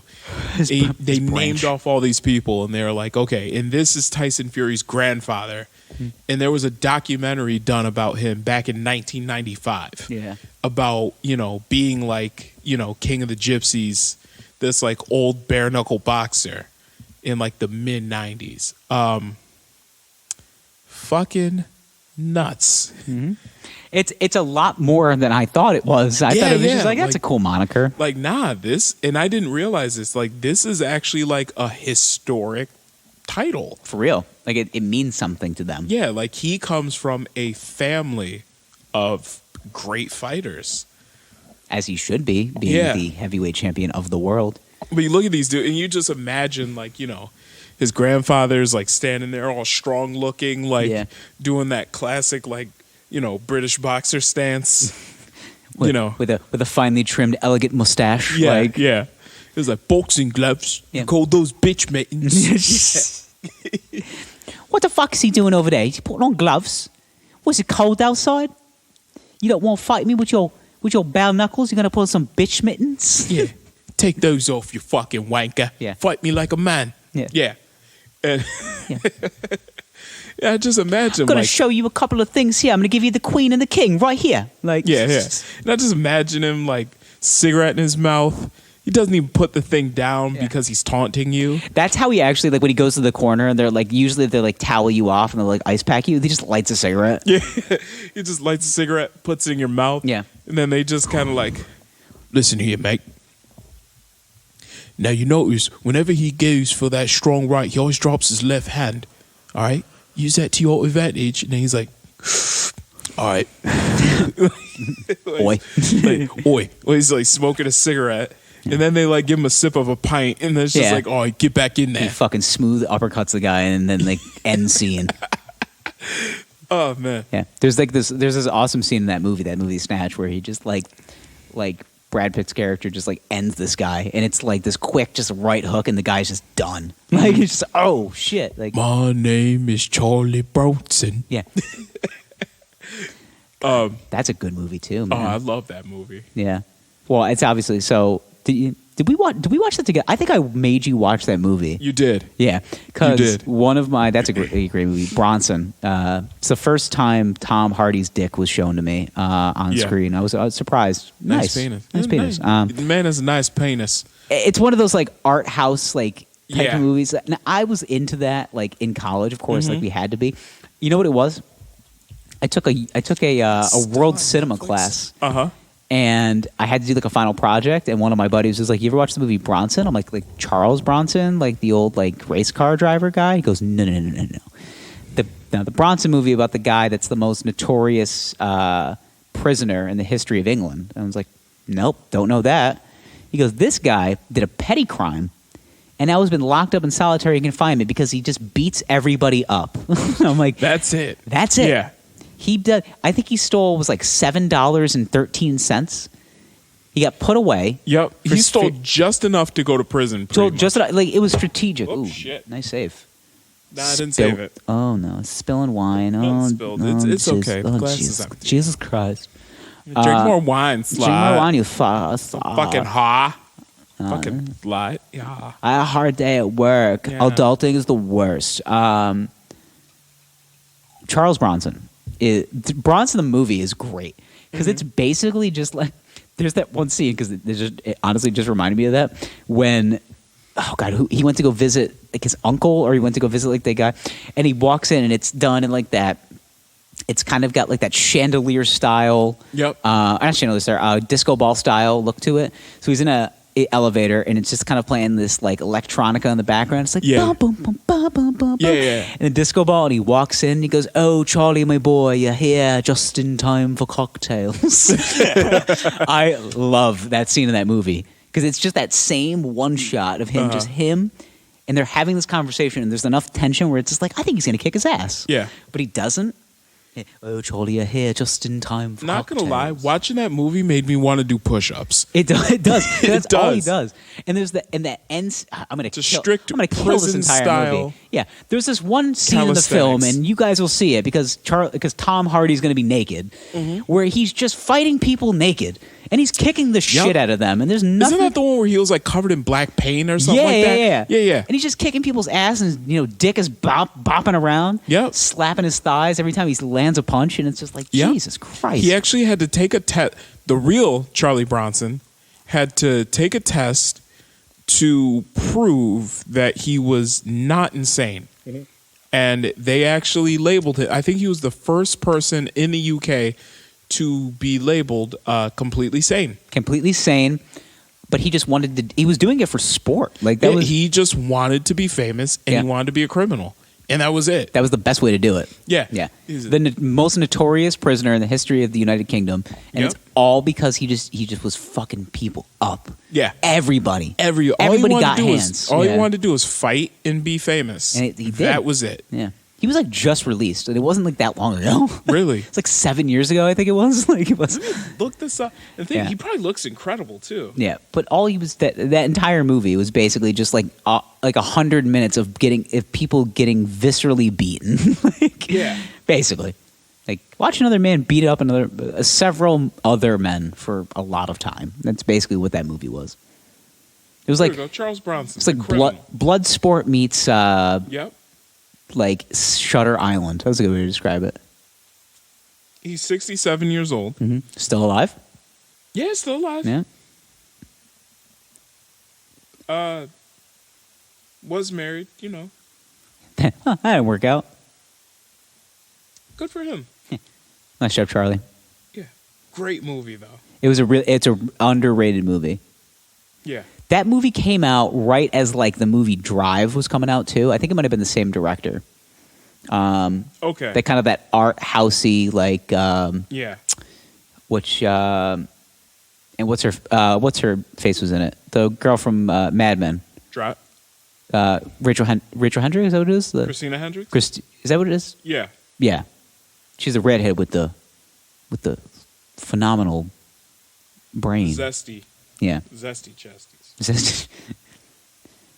I wonder what her role in this movie is. It doesn't matter. Yeah. But yeah, still alive.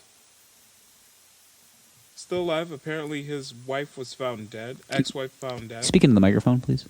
Oh, I'm sorry. Yeah. His ex-wife was found dead recently. Speaking down to your phone. Yep. Yeah, just interesting. Yeah. Interesting little factoid. But yeah, it's a good movie. Pick that up in your local $5 bin. Yes. Yeah. Or any of your record stores, because that's how people do things. By the way, if you're buying a DVD in 2020, like figure it out. Just don't. Yeah, there's no reason. I have a box of them in my closet, and I know.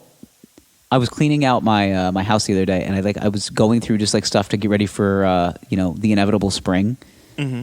And I found the box of DVDs. I didn't want to open them up because I would go through them and I go, oh, remember this movie? Like I would do that for like an hour. Oh my God, I haven't watched You haven't seen this in forever. Let's put it in. No. Like who wants to watch Dude, Where's My Car again? No, exactly. I need to convert. It's a great film. I need to convert all of it to digital. I just haven't got the time. Just do it. I'm going to have to, but like. Do it. I just need to set it on autopilot for several days because I have a lot of movies. Yeah. What other topics did we have? The Steen. The Steen. Harvey. Oh, that guy. The Steen. Yeah. Yeah. Yep. So Harvey's guilty. Yep. Of getting his helmet kissed. Hasn't been sentenced yet. Haven't been. So the presumption is that the max sentence is 25. Mm-hmm. They said with parole and good behavior, it could be 5 years. 5 years? Yeah. Okay. Which he'll probably get. Yeah, I mean. I can't see Harvey Weinstein starting a prison riot. Or stabbing anybody when he's inside. Nope, I don't think he has the wherewithal. Joining the Aryan Brotherhood. Sorry, and getting swastika face tattoos. It's ironic. I don't see it for What Harvey. are you in here for? I was making films. I made her kiss the helmet. Yeah. Kiss it. And let's be honest, okay. I was eating chicken tendies. His crimes have made the news. His crimes made the news. I mean, he's a big name. He's a fucking pervert, is what he is. He's going to protective custody. We all know it. Yeah, I know. He's doing his time in the good part of the jail. Yeah. Like nothing's. He's getting his good Goodfellas moment.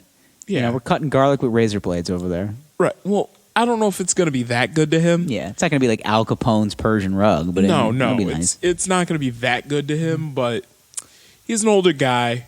I mean, no one wants to fuck him. They don't find 60-something-year-old white dudes sexy. But also, think about the street cred you get in prison. It's just like, I just fucked Harvey Weinstein. Nah, you don't get any points for that. I'm imagining it. And it's funny. Yeah, it's funny, but no, realistically though, you got a couple. You got a couple fucking cholos and a couple guys in the yard, and they're playing a game of 3-on-3, and it's just like, hey, first 3 gets to fuck Harvey Weinstein. But even that, like, you don't get. They're in the cage, and it's point game, and he dunks on him. He goes, "I'm gonna fuck Weinstein after this." Yeah, he's fucking what? He's 70 plus. He's got. I mean, he's not. He's 67 years old. 67 going on 90. He looks fucking terrible. This trial has really aged him. He's got the fucking walker with the tennis ball. I know. He walked into that trial with nothing, and then it aged him so badly that he has a tennis ball walker. It's just he's had a tough go of it. He's not. You don't get points for fucking Harvey. I know, Weinstein. but I'm just thinking about it. Like, guys in the yard, they're playing a little 3-on-3 ball. Point game, slams it home. It's just like taking Harvey to the shower this weekend. Who cares? It's fucking. He's some old rapist. Who cares? And now convicted. That's rapist, the thing is now. I'll tell you this. What if though, him and Cosby just end up in the same corner of the jail? Oh my God! And he's just like, "Oh, Harvey, I heard about the things you did, and they sound rough." I don't know why he sounded like fucking like that'd be interesting. Kermit the Frog there, but that would be a little ironic. They're like, "We're gonna put you in with the cause." And he's just like, "Don't put me in here with this guy." Yeah. I've heard his stories. Yeah, but no, it's just you don't get point. Like he's probably gonna die in jail. I don't think he is. He might. I think he'll get out.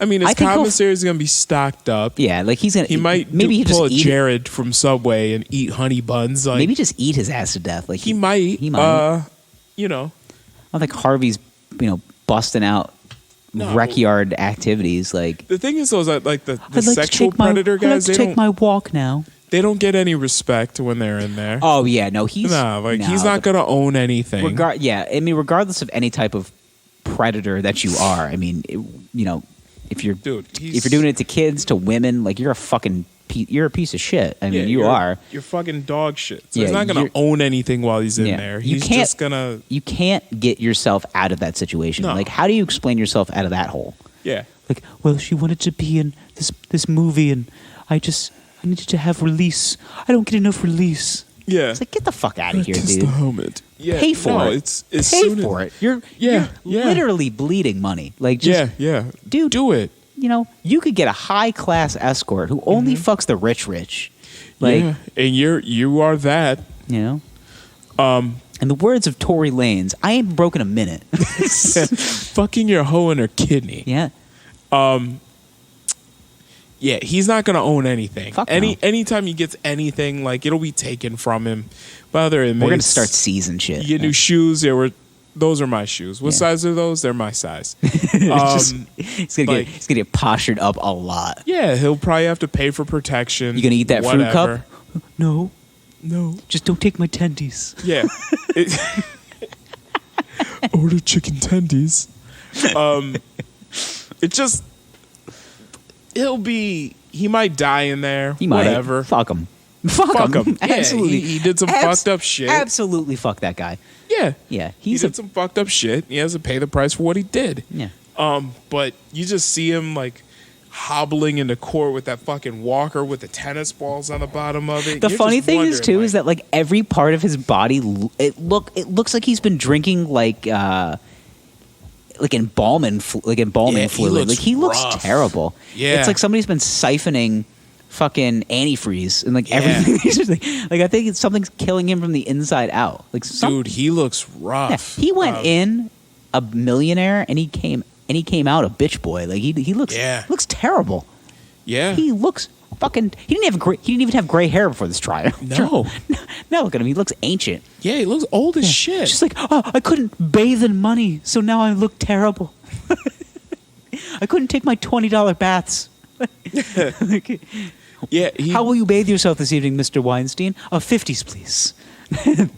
Yes, and make sure the washcloths have good, crisp $100 bills in them. Is he Scrooge McDuck? Basically, yeah. Just like he's just like watching his sad. Yes, and I'm schwitzing, Sven. I'm schwitzing. Yeah. Nah, he's I'm going to go to bed. Make sure Sven has my chicken tendies ready. You know, I like that honey mustard dressing with them. The honey mustard, the Sweet Baby Ray's honey mustard. It's delightful.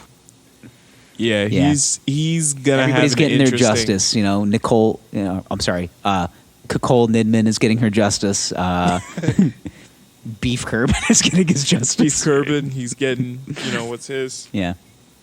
It's interesting though, to see him actually go to prison. This is really funny, like story going around that like Nicole Kidman is like getting passed around Hollywood because she did that show on HBO. What the fuck was it? With Alexander Skarsgård, the Eric Northman. Yeah. And there's Reese Witherspoon is in it. Yeah. And, what the fuck's it called? Adam Scott. So apparently there's a Big lot Little of Lies. Big Little Lies. Thank you. Yeah, it's actually a really good and show. she gets fucking like aired out by Alexander Skarsgård, right? Like, and she in the movie, yeah. Yeah, but they're like they say that like they make this awkward like eye contact and a lot of sexual tension is like going on. So I was like, I feel like she's been like she's seen every part of that set. If you get what I'm saying. Of Skarsgård. I mean, fuck. Of that big, just Swedish man. Yeah. Looks like a mixture of like a. If you took the Swedish national hockey team and added Tarzan abs, like added a pinch of Viking. Yeah. If you added a Viking, the Swedish national hockey team, and Michael Phelps, Alexander Skarsgård. Wow. Thank you. He's just a big, handsome Swedish man. Yep. Got a cock the size of a small maple tree. I'm sure it is. I mean, yeah. There's no way it is small. Like, if it is, I'll be like, dude, like, what the fuck are you doing? Like, just go get surgery. Add some girth to that thing. That thing looks like a Hubble telescope. Yeah, he's a big boy. Is he Tyson Fury big? Probably 6'5", 6'4". He's a big dude. Yeah. He's a big dude. Let's see, Alexander. And his brother's known for being it, like Pennywise. Yes. Yeah. Both. Actually, he comes from a family of actors. His father is actually an actor. He's 6'4". Yeah, I was gonna say his father's he's always the villain doctor. What the hell's his name? Stellan Skarsgård. Stellan Skarsgård. His mom is my Skarsgård. Yeah. His dad is always. He's always the like villain doctor. He was in the Thor movies.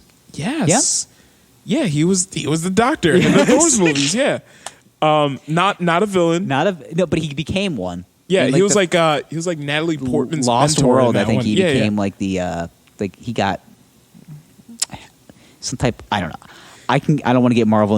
I don't want to get too Marvel Universe nerdy on this show. It's not really my place. But yeah, that whole family. I mean, yeah, just. But Alexander in particular, that man is. That is a beautiful man. It's a big, strapping, handsome man. I mean, yeah, he's one of those guys that walks in a room and you get uncomfortable. It's just like, fuck that guy, man. Look at him. Jesus Christ. Jesus Christ. Suck his dick. What? Yeah, I would. Screw it. Like, given the circumstances, if I'm trying to make it. Yeah, they're all actors too. The whole everybody's an actor. The dad, you're an actor. All the brothers, they're all the actors. Yeah. It's not the like. So you think that in reality they actually Nicole Kidman, Nicole Kidman and Alexander Skarsgård. Nicole Kidman. I think, did sex. I in think real life. so because the way that she looks at him is just like that man has fucked me before. Like, but okay, she's a great actress. And he got Beef Curbin, he's just this like, handsome Australian country singer. Like he's just very handsome, very handsome. Not Alexander Skarsgård. Feathered tips. No, Alexander Skarsgård. No. But now, Nicole Kidman though. Would you give her the pipe? Oh, come on. Yeah, that's a silly question, man. Yeah. Okay. I mean, even then, like, it's a stupid question. Part of the allure of that show, if you watch the first season, is that they are this great-looking couple, and for the outside, like, they have the perfect marriage. Mm-hmm. Like, they're both incredibly attractive. They really love each other and all that. They have two, little boys. They're adorable, whatever. And then behind the scenes, he's beating the shit out of her. Like, did you watch the first season of it? I haven't watched the show at all. It's actually a really good show. I would give it a shot. Yeah, but that's the allure of that couple is behind the scenes. He's beating the shit out of her. Just beating that ass. Oh, he's fucking her up on like the reg. Like he punches her in the mouth and then they have sex. It's a good show, man. You're really selling me on it. He hits her, you're gonna love it. Yeah. I mean, he really beats a woman like you're supposed to. You're gonna love this show, bro. Puts her in her place, man. Yeah, you know, hits her like the '60s. You know. Yeah. You know, like Ike beat Tina. Yeah. Before that scene in the limo. Yeah. You're gonna love it. You're gonna love it, bro. Yeah. It's like Men's Warehouse. Yes. You're gonna like the way you look. Yeah. Sprinkle some parsley on it. Make it healthy. Yeah. Sprinkle some parsley. That's gonna be our thing now. Sprinkle some parsley on it. Make it healthy. I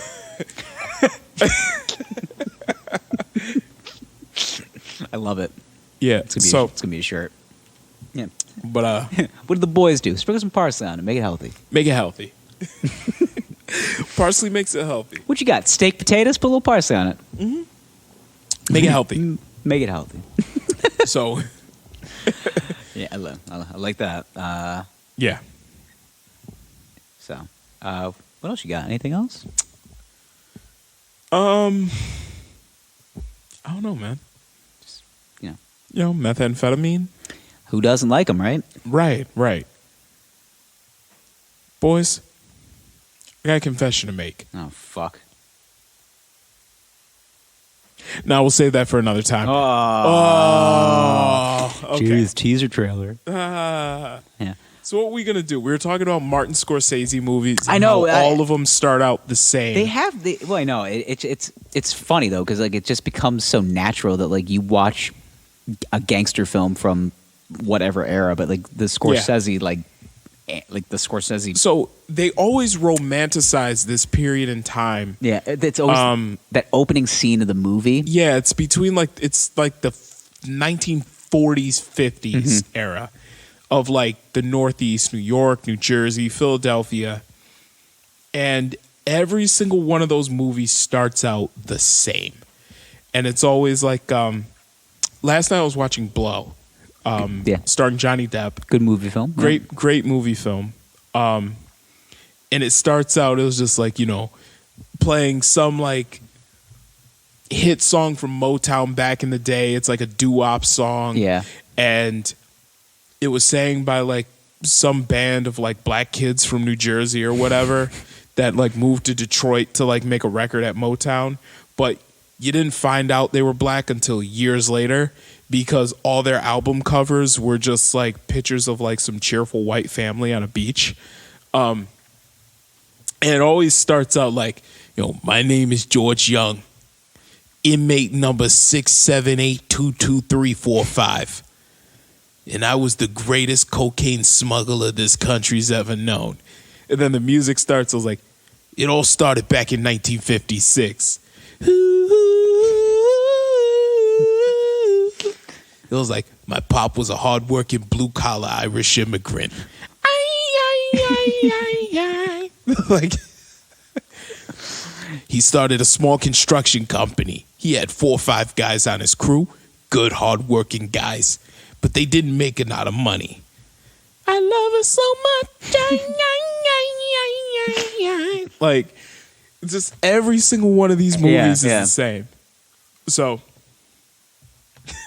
I remember that too, but because your thought process, and I always think about like it's like opening scene. Yeah. Okay, so it's like that same song or like some variation of like that same song. Yeah. It's always some like doo-wop song that was made in like the 50s to like early 60s. And then there's this, so like the beginning shot of the movie, and they flash this like present day 1994, and it's just like.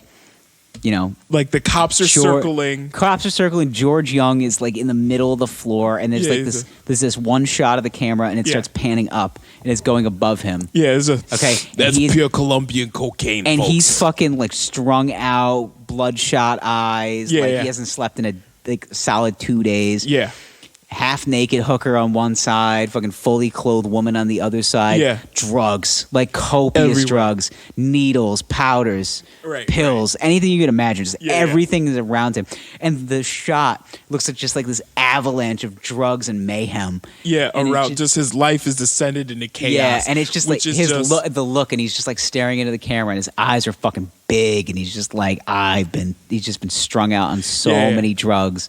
And it's just like, how did I get here? Yeah, how did I get here? Here's It's my just like- here. Let me tell you the story. I'm banging 6 hookers a day. Yeah. I got a $4,000 a day coke habit, an ex-wife, and a daughter that hates me. Yeah, Let me take you back to the beginning. yeah. How did I get here? How'd I get here? I'm glad you asked. Let's go to the beginning. I had a mother and a father that loved me dearly. But my father was a working sap. He wore the same polyester suit every day. He was a door-to-door iron salesman. Iron salesman. Yeah. It's always like dad works menial job. He makes just enough money to like make ends meet. Mm-hmm. Mom is unhappy because like he loves his mother, but she was unhappy with his father because he couldn't give her the life that she wanted Exactly. for herself. Yeah. And somehow son sees like, the neighborhood tough guy who drives a brand new Cadillac, and he really runs the joint. He makes sure, he gives the local businesses protection. He, but he always looked out for me. Every time I saw him, he'd give me a crisp $20 bill. A lot of money in those days. That might as well have been $200. You know what I'm saying? And then, fast forward, I start working for him. He hooked me up with a job working at Benny the Butcher's place.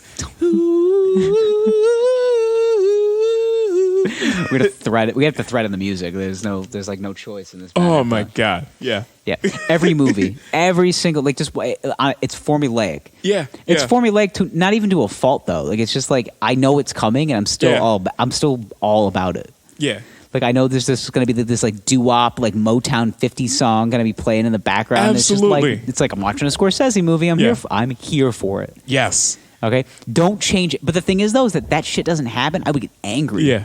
I'd be like, what the fuck's going on here? Would you lose your touch? Like, Yeah. It's every single one of these Yeah. movies. It was like, Where's your signature, Marty? when I worked at Benny the Butcher's shop back in 1957, Benny would get a whole cow in every Tuesday.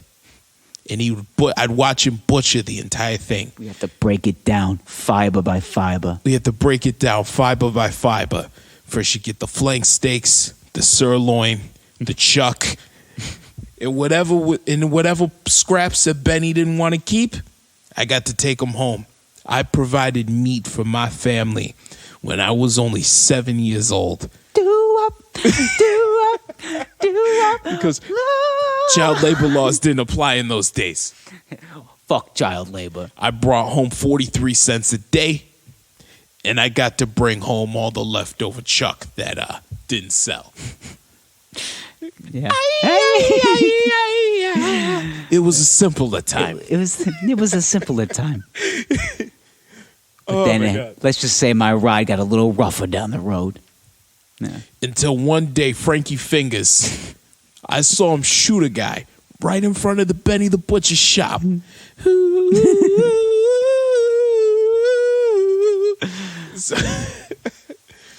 And from that day forward, I knew I wanted to be a made man. All right, we got to get out of here. We got a screenplay to write. Yeah. We're gonna write the screenplay. We're doing. Hey, hello, agency. Can I speak with Martin Scorsese? Yeah. Oh, he's not in right now. Well, I heard you paint houses. Yeah.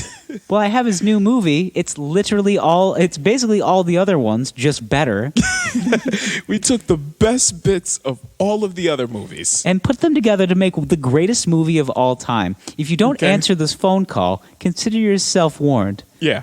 I just picture now like, Martin, Marty. Is it okay if I call you Marty? No. It's just like, all right, Marty. So,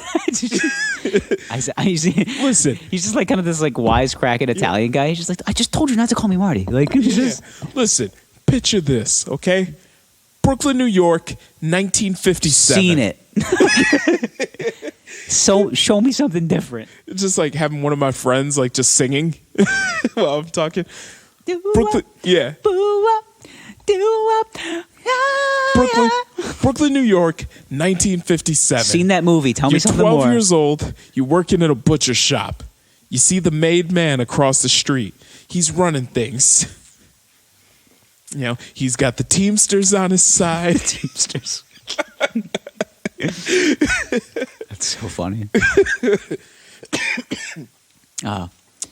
We got a movie to write, man. Dying. I said we got a winner here. Lay your head on my pillow. 2025 Academy Award winning film we got here. Yeah. What are we gonna call it? I don't know. It's obvious. It's got to be one name.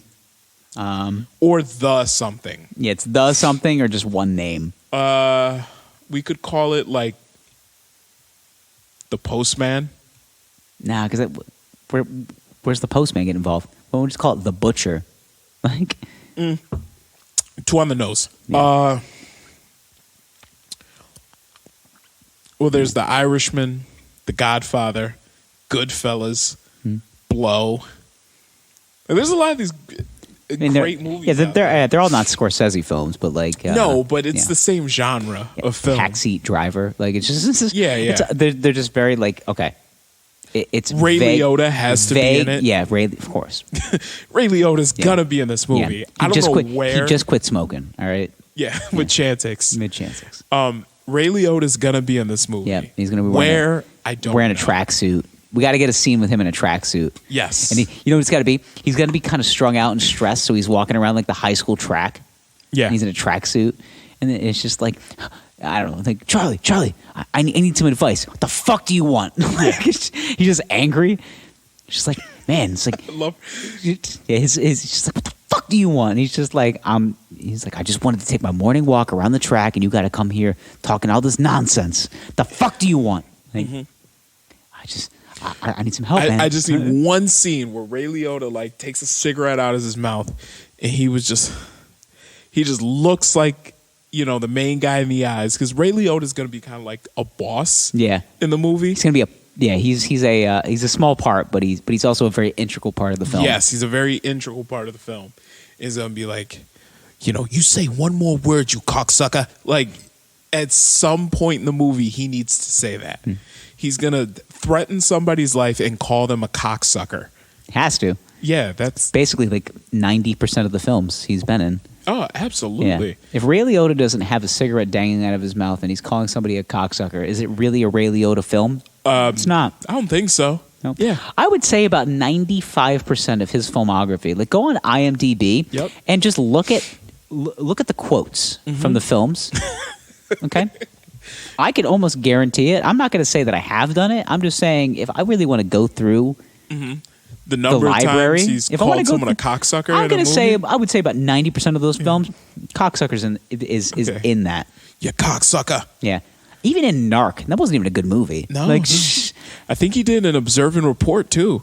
He was in that. He was. Yeah. Yep. He fucked Anna Faris in a cop car. He did. Only thing I remember about that movie. Yeah. By the way, I love that movie. It's odd. I do enjoy a dark comedy. Yeah. That one is obscenely dark. What I found great about that movie was Michael Pena.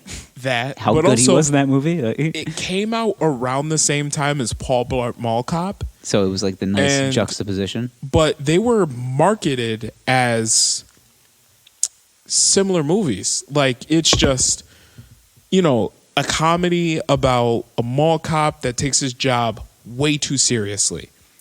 But he's a mall cop. It's not that serious. The difference is one is genuinely like a movie you can take the kids to see. The other one is profoundly about mental illness. Yeah, it's pretty obvious. Yeah.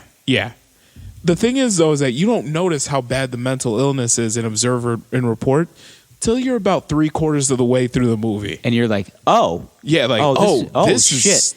that makes sense. We just got turned up to 11. Yeah. So that's why I love Observe and Report so much. It's an oddly good. It's a good movie. I mean, there's a lot of those like toe the line types of movies, and then there's ones that kind of just jump over it. Yep. That's one of those that kind of just jumps over the line. Oh yeah, right? Yeah. Like it's when he's taking the exam to become a cop, where you realize, like, you know, some people, they say the cheese done slipped clean off his cracker. I don't know if this man ever had cheese on his cracker. I think he had cheese whiz. It was whiz, not cheese. Like, if you just imagine, if you could entertain my analogy, imagine a brain. Yep. That's made of cheese. Hard and fast cheese. Like a cheddar. Okay. Like an aged cheddar. Something a nice that's hard. Hard, stiff cheese. Okay, like a cheddar. Yep. Or the harder ones, maybe like a real Havarti, Parmesan. Yeah, Havarti or a Parmesan. Yeah. Like that's an astute brain. Like, that's a guy that's just kind of ready for the day. Yeah. Okay. Now hardened, ready to prepared. go. Now this not film, much rattles. Now this film is portraying this mall cop that wants to become a real cop, and his brain is processed cheese whiz. Yeah, and it's like, okay, this guy's awkward, and it's he's just weird. Still lives with his mom. Farts out of the can, like, right. just, and at first you start watching it, you're like, you know, he's just a weird guy. And it's Seth Rogen, so it's approachable. So it's funny. Yeah. He's just a weird, like, stoner guy. Yeah, and it's just that deep. Slacker. It's that deep throaty laugh. And he's a mall cop. I was a little more Fat Albert, but I'm sorry. But he's a yeah. But he's a mall cop, and he lives with his mom, and he wants to be a real cop. And you're like, yeah, just some silly guy. And then as you watch the movie, you realize, no, he really does suffer from mental illness. Yeah, and it takes a long time. Delusions of grandeur. Yeah. Violent fantasies. It's a slow burn. It's a slow burn, but once you And get to then that you point where the realize you're candle's like- lit, it's like, oh, I fucking get it. Yeah. That was honestly, I watched that movie. I flipped it on, and my girlfriend didn't understand it. She goes, "What are we watching right now?" I go, "It's a dark comedy." She's like, Yeah. how dark?" And I'm like, I don't know Very. yet. I said, I don't know yet. And then it got to the part where, like, it kind of like the switch turned, and I like the movie ended. And she goes, what did we just watch?" And I'm like, I thought it was pretty obvious. I was like, he's just slow. She's like, really? And I'm like, no. I think so. Like, I'm almost positive. Like, He wasn't just slow. Like, we were dealing with profound mental illness watching that. This man truly was suffering, like, needed to be on his medication. He had these violent fantasies, delusions of grandeur. it was basically like all of like the signs that that would be pointed to. Yeah. Remember that one scene where he was fucking those guys up with the nightstick? Yes. Yeah. Of course. That was the one scene I was just like, oh, but that's not normal. You thought he was going to get his shit handed to him, and he didn't. No, he did not. Yeah. And I was like, he's really rocking shit right now.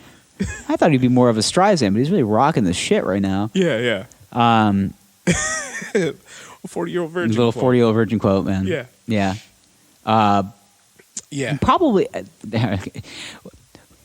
We could talk movies all day. Yes. Yeah. Once you and I start rolling, like it's movies and music, really. But like, I mean, it's popular culture. But certain movies, like I love comedies that are unintentional. Mm-hmm. I really like an unintentional comedy. Like Observe and Report was like one of those like unintentional comedies. Oh, that was an intentional comedy. It was intentional, but it was unintentionally funnier than it probably wanted to be.